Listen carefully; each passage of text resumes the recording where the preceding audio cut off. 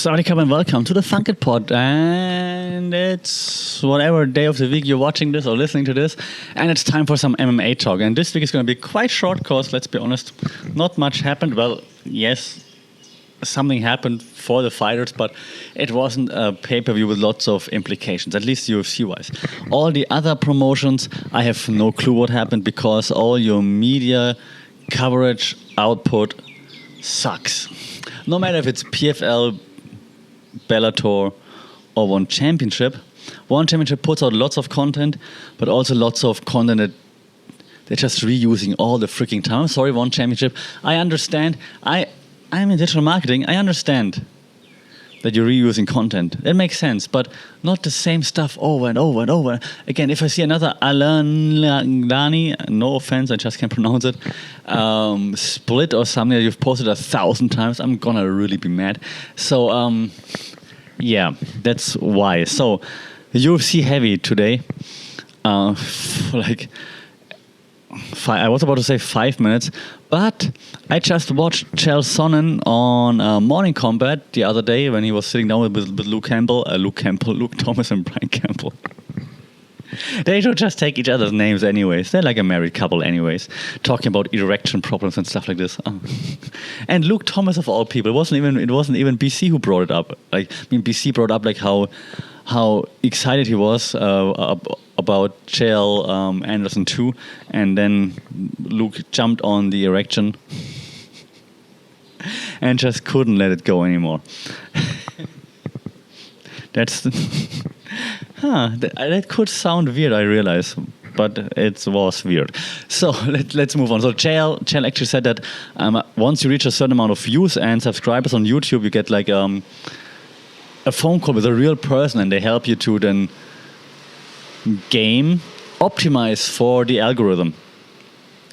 And they told him that apparently videos that are like 8 minutes are the best, and they're uploading like 5 videos per week. I forgot. Per week doesn't sound that much. It feels like Chael uploads like 5 videos per day. Anyways, he said they told him 8 minutes was kind of like the sweet spot. So we only have 5 minutes to go. I'm kidding. I'm not there yet. I mentioned Chael Sonnen a few more times just to get a few more clicks for people who like Chael Sonnen. Chael Sonnen, by the way, did a great job hosting the press conference. When it comes to, and now, okay, I stop with the jokes, but when it comes to utilizing media, again, from someone who works in the media, I should do this also, media prof reacts to UFC or something. From someone who works in the media industry and who analyzes things and who studies the media industry and media theories and whatnot.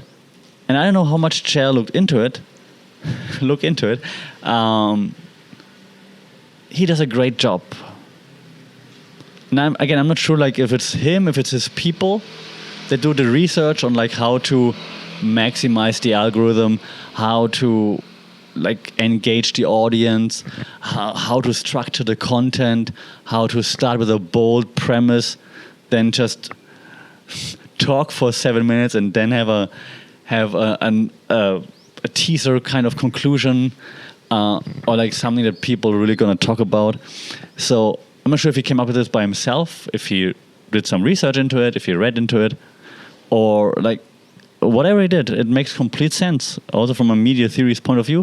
So Chael, if you're watching this or listening to this, I'm sure you do, great job. You'd get an A in my class. So that works very well. Now, what doesn't work very well, smooth transitions are also very important for podcasts. What doesn't work very well is the Chael model for everybody else, especially for active fighters. And I talk about this all the time. And now we just had a fight night, and we had Corey Sandhagen versus Song Yadong. And no, please, it's only Americans who make those Yadong jokes, by the way. It's not funny. It's really not funny. So they're both great fighters, right? Both exciting fighters. Sandhagen came out a bit more calculated, more snipery. He said it that's what he learned from his last defeat, that he has to play the game. score points, not necessarily always go for the knockout. So yeah, okay, fair enough. But still exciting fighter. Yadong packs a punch. Exciting fighter. No one knows them, right? I mean, we know them. We're like MMA fans, but outside of the MMA hardcore community, ask someone who knows John Jones, who knows Conor McGregor, they don't know Corey Sandhagen or Song Yadong. And that's sad, and that should change. And if they would take a page out of Chael's book, don't copy it one by one. You don't have the time, of course, you're actually fighters, but just a little bit, just a little bit. And maybe the UFC could help them there. They could feature the content of their fighters on their social platforms a little bit more, I think. And it wouldn't hurt them. Then UFC has user-generated content from their fighters, just highlight it and then just repost it. What Rogan does at times, like repost from. I don't see the UFC doing that. I think if they would do that, that would help the fighters, would boost the fighters. They would get better deals, sponsorship for their gyms or whatever. Would benefit everybody probably. Yeah, so I think that would be something to do. Li Jingliang blew up in the MMA community. I think he should utilize on that. I said it last time, and I don't see him doing it just yet. His posts are he's posting a bit more, a bit funnier, I think, as well. But I think they could do more, and the UFC could highlight this a little bit more, I think. So my one criticism with the UFC in this case would be highlight your fighters a bit more, like the stuff that they're putting out. Like, for example, One Championship does it very well. Like, there are a few fighters who are very good at social media. Amir Khan from Singapore is maybe even better at social media than at fighting. No, I didn't say that. But please don't kick my ass, Amir Khan. I know you're just over there, so please don't do it. But he's doing lots of, like, I think TikTok or Reels with his girlfriend. I think the wife, because I think they have children. They must be married, right? It was a joke, but I think they're married. And they're doing lots of like fun reels, and then One Championship reposts that all the time, which makes sense, right? Less work for the One Championship social media team. Doesn't need to produce anything. Give some clout to the fighter. Everybody's happy.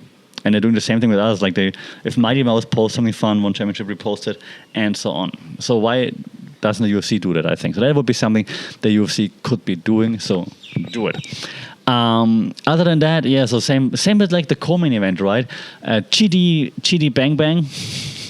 And DC found that so funny. He called himself Chidi Bang Bang. Okay, DC.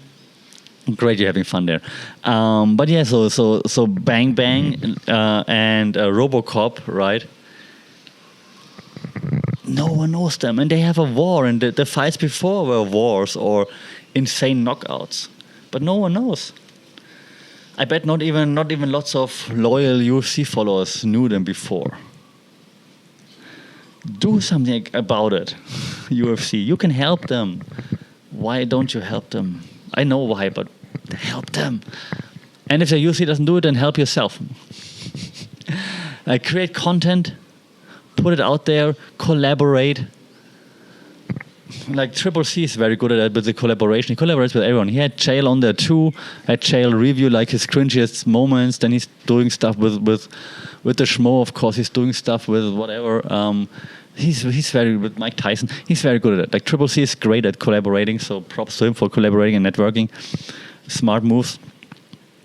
So do that. If you're a fighter, it would be nice if the UFC would do it, but you can't wait for it. So create content. Do it. And if you need help, and if you need someone to push in the right direction, yeah, it's a long shot, but let us know. Seriously, I'm really sad to see like fighters who put on like awesome shows, just not getting the accolades for it. So do it. And then also people like Sandhagen, they say like, I only focus on my martial arts journey, which is great, and that's what I want to hear. But then have someone else filming you, doing stuff, talking to you, putting out some quotes, whatever. You don't need to do it by yourself, but let people help you and put out some content, man. Just you can't do this forever. You want to be set up once you have to be done.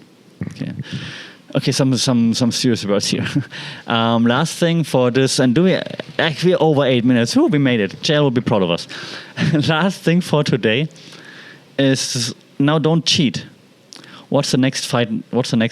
Which fight is next week in the UFC? What's the main event? Exactly, you don't know.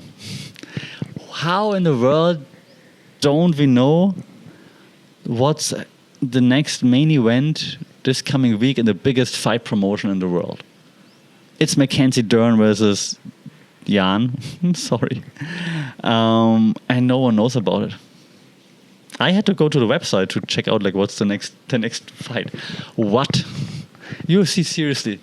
Like, if you don't care about your fighters, then don't put on shows every week. Like that's really annoying. Like, if you put on shows, promote them, give them the spotlight they deserve. Seriously.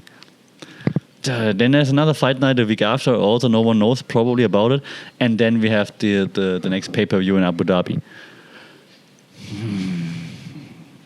So yeah, you can see I'm a bit upset today with how the UFC treats their fighters in terms of like promotion and so on. Oh no, I turn into Ariel. Oh my god, we stopped the podcast right here before I go like. But I do see the point. I hope you see the point as well. Next time I'll be more cheery again, and next time I will preview One Championship for you, because One Championship on Prime 2 is coming up.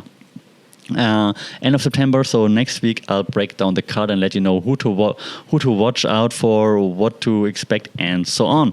Also, One Championship announced a mixed rules fight again between Stam Fairtex, which is like a Muay Thai superstar, but I think who transitioned into MMA now and also did quite well there so far. Lost to Angela Lee in the Grand Prix final, but until then did surprisingly well also on the ground. So Stam Fairtex will fight against Anissa Maxon, I don't know, Anissa, who is like a decorated Muay Thai fighter, striker, kickboxer. I don't see the appeal there as much, because Stamp is a decorated Muay Thai fighter, a former Muay Thai champion. She held the titles in One Championship in Muay Thai and kickboxing, and now it's going for MMA. So that's completely in her wheelhouse. So if she's like one round of kickboxing, she's like, yeah, sure, why not? I don't care. So I don't see Anissa Maxon having lots of advantages over Stamp in the stand-up game, to be honest. But let's see. Maybe One Championship is like, those mixed rules fights are awesome right now. People like it. People talk about it. Case in point. That's why they're doing it. Okay, so about more One Championship then next week. Detailed breakdown of the upcoming fight card 1 on Amazon Prime 2. Until then, as always, subscribe, like, share, rate us so we can reach a bigger audience than Triple C or Chael. And as always, stay safe, take care, keep your guard up. Sawadee Cup.